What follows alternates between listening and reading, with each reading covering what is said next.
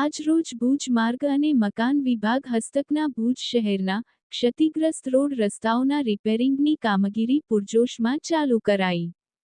કચ્છમાં ભારે વરસાદને કારણે ભુજ શહેરના વિવિધ રોડ રસ્તાઓ ક્ષતિગ્રસ્ત થયા છે.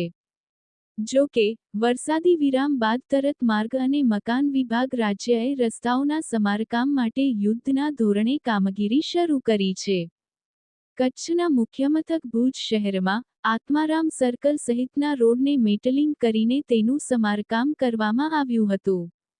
વરસાદથી પડેલા ખાડાઓના લીધે વાહનચાલકોને મુશ્કેલી પડી રહી હતી, જેથી યુદ્ધના ધોરણે કામગીરી કરીને મેટલિંગ વર્ક પૂર્ણ કરાયું છે.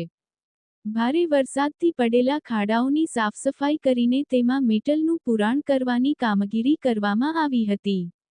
ટ્રેક્ટર, જેસીબી મશીનની મદદથી યુદ્ધના ધોરણે રોડ રિપેરિંગની કામગીરી કરાઈ હતી. કચ્છના ભુજ શહેરમાં માર્ગ અને મકાન વિભાગ રાજ્ય હસ્તકના તમામ ક્ષતિગ્રસ્ત રસ્તાઓની મરામત આયોજનબદ્ધ તરીકે કરવામાં આવી રહી છે. રિપોર્ટર ગનીભાઈ સુમરા, ભુજ.